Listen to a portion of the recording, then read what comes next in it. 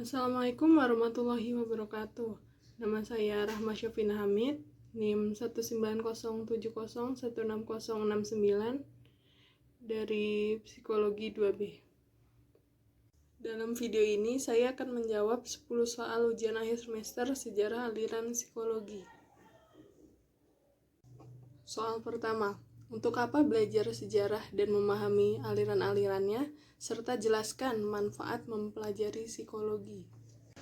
Manfaat mempelajari sejarah aliran psikologi itu ada 3. Yang pertama, dapat mengetahui asal-usul psikologi. Yang kedua, untuk kebutuhan edukatif atau pembelajaran. Yang ketiga, sebagai pegangan. Lalu manfaat mempelajari psikologi ada beberapa, sebenarnya ada banyak, tapi saya hanya ambil beberapa saja. Ada untuk problem solving, di situ mengetahui jenis-jenis emosi, untuk pengembangan metode belajar, menumbuhkan rasa empati, untuk menanamkan kreativitas, serta untuk memotivasi diri. Nomor 2, sebutkan dan jelaskan fase perkembangan psikologi. Fase perkembangan psikologi itu ada 2 tahap, yaitu masa pra-psikologi dan masa ketika psikologi itu sudah menjadi ilmu mandiri.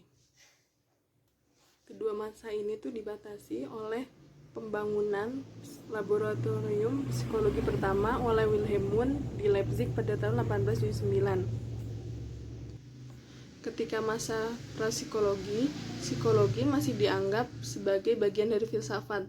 Tokoh pada masa ini adalah Plato dan Aristoteles.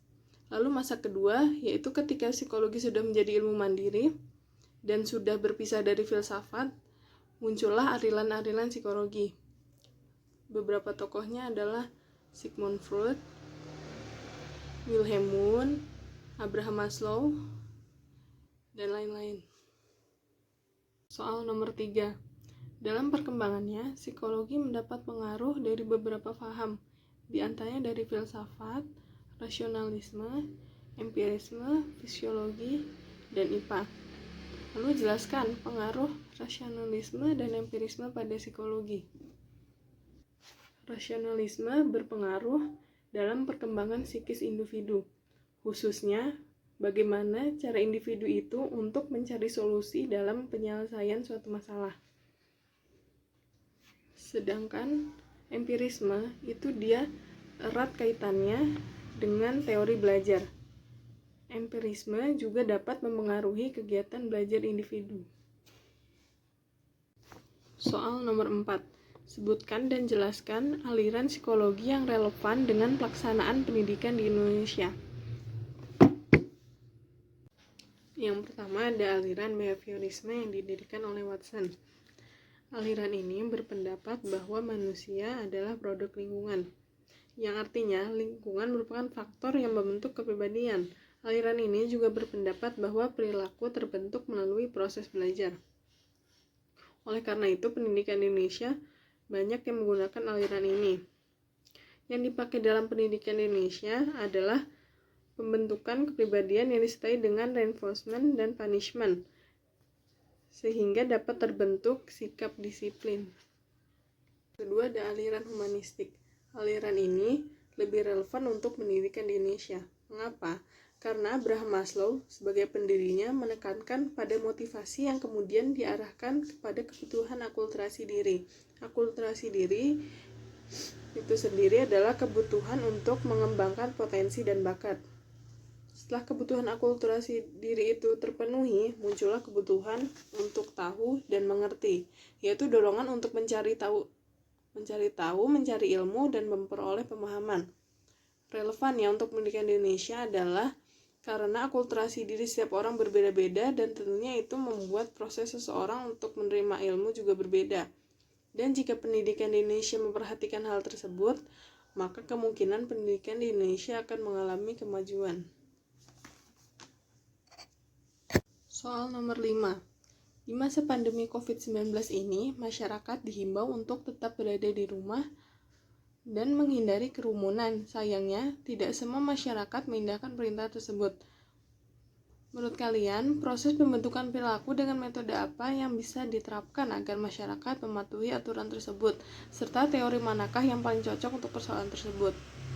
Lalu jelaskan objek material dan objek formal psikologi dan macam-macam fungsi psikologi serta penerapannya dalam kehidupan individu.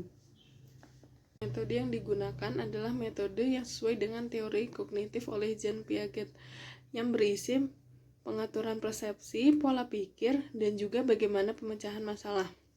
Penerapannya misalnya dengan mengubah persepsi seseorang mengenai dampak COVID. Lalu hal tersebut akan mengubah pola pikirnya. Dan pemecahan masalahnya adalah dengan orang tersebut akan lebih berhati-hati dan mematuhi peraturan yang sudah diberikan oleh pemerintah. Lalu objek-objek psikologi itu ada dua, objek material dan objek formal. Objek material adalah sesuatu yang ditujukan sebagai sasaran pemikiran. Objek material ini mencakup hal-hal konkret seperti ide. Objek material adalah manusia. Sedangkan objek formal adalah cara pandang peneliti terhadap objek materialnya. Objek formal merupakan tingkah laku. Peneliti memandang gerak-gerik dan mata dari objek material. Selanjutnya ada fungsi psikologi. Yang pertama, menjelaskan. Penerapannya adalah mampu untuk menjelaskan apa, bagaimana, dan mengapa tingkah laku tersebut bisa terjadi. Lalu yang kedua, memprediksikan. Dia itu mampu memprediksi atau meramal bagaimana tingkah laku tersebut bisa terjadi. Dan yang terakhir adalah pengendalian, yaitu mampu untuk mengendalikan agar tingkah laku sesuai dengan apa yang diinginkan. Soal nomor 6. Menurut pendapat Anda, apakah psikologi sudah mencapai tahap penyatuan paradigma yang menyatukan semua pendekatan yang berbeda dalam psikologi? Menurut saya belum, karena tiap pendekatan itu memiliki dasar teori yang berbeda-beda. Namun bisa jadi jika kita sedang menghadapi klien, karena setiap klien itu mempunyai permasalahan masing-masing dan itu menyesuaikan dengan permasalahan klien tersebut. Berikutnya ada macam-macam aliran psikologi. Yang pertama, aliran psikologi strukturalisme.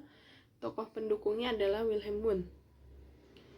Penjelasannya, generalisasi pikiran manusia dewasa dengan metode introspeksi. Ciri-cirinya dengan menekankan pada elemen-elemen dasar. Kontribusinya dalam perkembangan psikologi. Aliran ini merupakan aliran pertama setelah psikologi jadi ilmu mandiri. Yang kedua, fungsionalisme. Tokohnya adalah William James. Fungsionalisme berusaha menafsirkan fenomena mental yang berkaitan dengan peran yang dimainkan dalam kehidupan. Pada proses penyesuaian perilaku, fungsionalisme lebih menekankan aksi dibanding gejala psikis. Yang ketiga ada asosiasisme.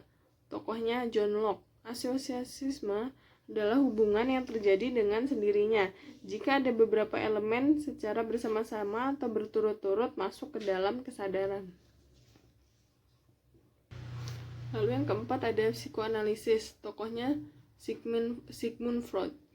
Penjelasan, aliran ini mempelajari alam bawah sadar manusia. Aliran ini juga menyebutkan bahwa masa kanak-kanak akan berpengaruh pada masa dewasanya. Kontribusinya aliran ini penting dalam bidang psikopatologi, psikoterapi, dan yang sejenisnya. Yang kelima ada behaviorisme.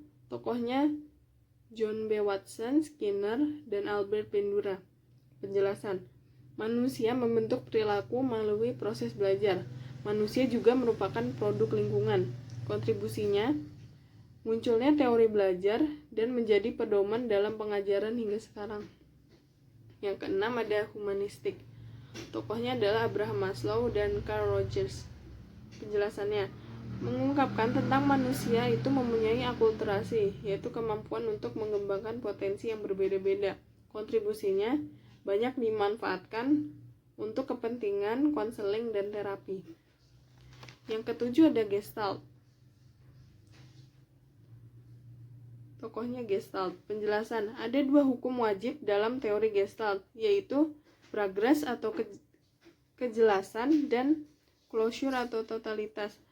Konsep terpenting adalah insight, yaitu pemahaman mendadak terhadap hubungan antara bagian-bagian dalam suatu masalah. Selanjutnya ada transpersonal oleh Carl Jung. Penjelasannya, aliran ini merupakan pengintegrasian antara psikologi dengan spiritualisme. Kontribusinya yaitu di bidang psikoterapi dan psikiatri. Yang terakhir ada Islam, aliran Islam. Tokohnya adalah Al-Ghazali. Penjelasannya, dia itu memandang manusia itu suci, kosong, dan murni. Dalam bahasa Arab itu fitrah. Manusia terdiri dari jism atau tubuh dan nafs atau jiwa. Kontribusinya adalah pada aliran ini berkembangnya kecerdasan spiritual. Soal nomor 8. Meluapkan kekecewaan atau ketika menghadapi masalah hidup dengan amarah bukan menjadi sesuatu hal yang salah dilakukan. Sebaliknya, memendam emosi dan amarah akan menimbulkan terjadinya gangguan kesehatan pada tubuh. Bagaimana pendapatnya terkait statement tersebut? Jelaskan dan berikan contoh yang konkret serta sejauh mana penerapan dan keterikatan secara pandangan aliran psikologi terkait dengan hal tersebut. Menurut saya statement tersebut benar adanya. Sebab memendam emosi dapat menyebabkan gangguan fungsi organ. Dan emosi yang dipendam lama dapat menjadi energi negatif yang bisa lebih berbahaya. Statement tersebut berkaitan dengan aliran psikoanalisis yang dikemukakan oleh Sigmund Freud bahwa alam bawah sadar penting dalam pembentukan perilaku. Soal nomor 9. Dalam kehidupan sosial bermasyarakat, lingkungan sangat penting dalam pembentukan perilaku seseorang. Lingkungan yang buruk dan tidak teratur akan menjadikan seseorang dapat memiliki kepribadian atau perilaku yang buruk jika tidak dapat mengatasi dengan baik. Lingkungan yang baik, tentram, dan nyaman akan menjadi contoh dalam pembentukan kepribadian maupun perilaku yang baik. Oleh sebab itu, bagaimana cara agar kita terhindar dari pergaulan yang salah di dalam suatu lingkungan? Adakah cara untuk menjadi diri positif di lingkungan yang negatif? Dan berikan pendekatan aliran apa yang tepat?